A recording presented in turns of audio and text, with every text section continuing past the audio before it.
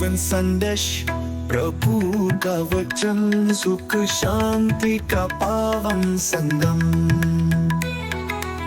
हर रविवार नए विचार, मंगल का संदेश है तैयार।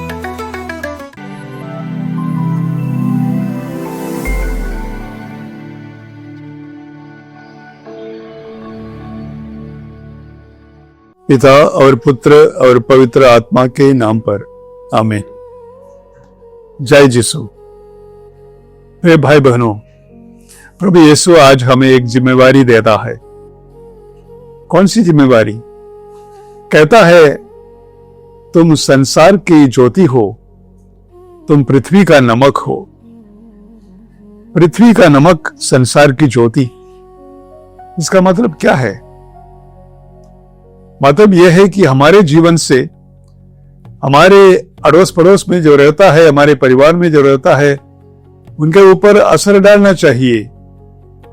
जैसे नमक भोजन को स्वादिष्ट बनाता है, हमारे होते हुए लोगों का जीवन में खुशी, आराम, उसका अनुभव होना चाहिए।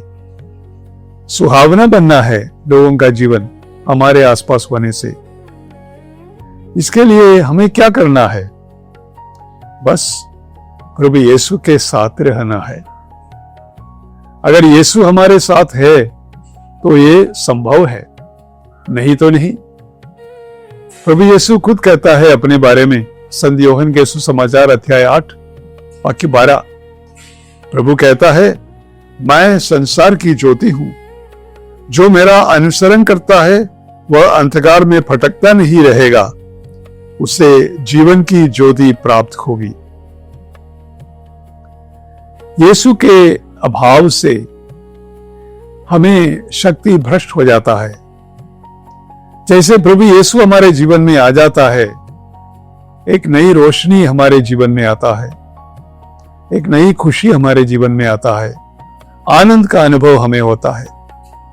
मां मरियम को याद कीजिए, जैसे उन्होंने प्रभु यीशु को अपने गर्भ में धारण किया, उनके जीवन में जो आनंद का अनुभव हुआ वो बांटने के लिए जाती है एलिसबेथ के घर।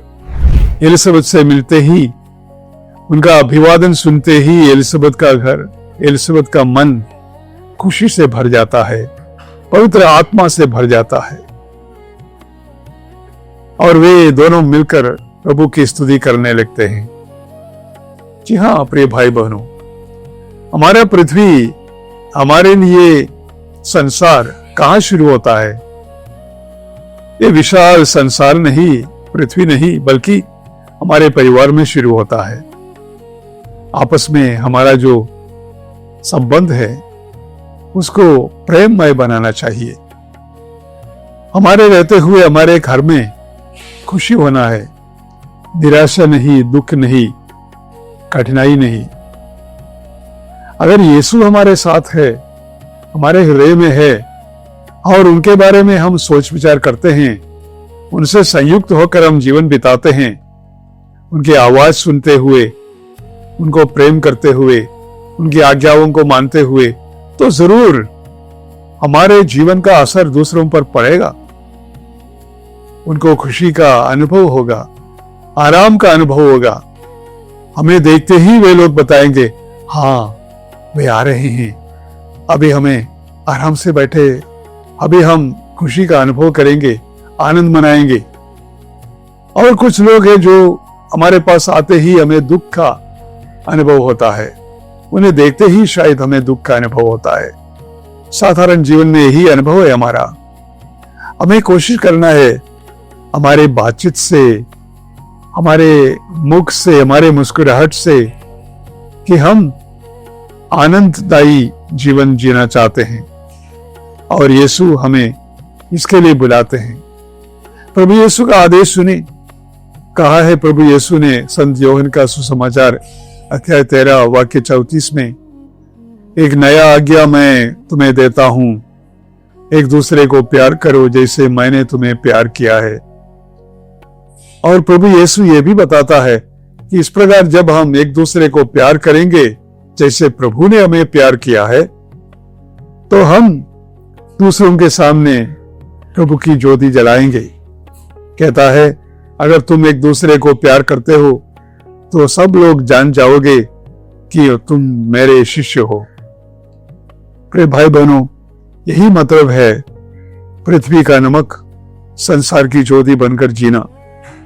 हमें मालूम है नमक भोजन को स्वादिष्ट बनाता है। नमक भोजन के अंदर डालते हुए अप्रत्यक्ष हो जाता है, फिर भी वहां रहता है भोजन को स्वादिष्ट बनाते हुए, सुरक्षित रखते हुए। इसी प्रकार हमें इस दुनिया में जीना है। आज का पहले पाठ में भी हम नजर डाले, वहां पर नबी ईसायाह का ग्रंथ से हम सुनते हैं प्रभु का जो वचन। प्रभु कहता है, यदि तुम भूखों को अपनी रोटी खिलाओगे और पद दलितों को तृप्त करोगे, तो अंधकार में तुम्हारी ज्योति का उदय होगा और तुम्हारा अंधकार दिन का प्रकाश बन जाएगा। ज्योति और प्रकाश, अंधकार से प्रकाश बन जाने के लिए क्या रास्ता है? भूखों को रोटी खिलाओ, पद दलितों को तृप्त करो। यही प्रभु यीशु ने भी हमें बताया है संत मत्ती के सुसमाचार अध्याय 25 में। वहां पर प्रभु ने कहा, भले लोगों को, जब मैं भूखा था तुमने मुझे खिलाया, जब मैं प्यासा था तुमने मुझे पिलाया, जब मैं रोगी था मुझे मिलने आया, बंदी गृह में था तुम मेरे पास आए, जब मैं नंगा था मुझे पहनाया। इसी प्रकार प्रभु कहता है, जो भलाई हम दूसरों के लिए करता है प्रभु के लिए करता है। प्रभु यीशु का एक विशेषता यह है कि वे अपने पहचान दरिद्रों से, जरूरतमंदों से जुड़ जाता है। जो तुम इन छोटों के लिए किया है, जो जितना भी छोटे हो उसके लिए किया है, मेरे लिए किया है। तो इसी प्रकार प्रभु की सेवा हम कर सकते हैं जब हम दूसरों की सेवा करें। यही मतलब है दुनिया में जीना, सबको आनंद देते हुए, लोगों का आंसू पोंछते हुए, दुख मिटाते हुए हमें जीना है। यही यीशु की तरीका है। देखते हैं संत मत्ती के सुसमाचार अध्याय 15 में, वहां लिखा है कि प्रभु यीशु ने जब लोगों को देखा जो उनके पीछे पीछे हो लिए थे 3 दिन तक, तो लिखा है कि मुझे लोगों पर तरस आता है। ये 3 दिन से मेरे पीछे, मेरे साथ है, इन्हें भोजन देना चाहिए। और शिष्य बताते हैं, हम कहां से इनको भोजन देंगे, इतने सारे लोगों को? तुम्हारे पास क्या है? 4 रोटियां है। उस 4 रोटियों को लेकर प्रभु महान कार्य करता है। 4000 लोगों को और उनके साथ जो महिलाएं हैं, बच्चे हैं, उनको भी खिलाते हैं और 7 टोकरी रोटियां बच जाता है।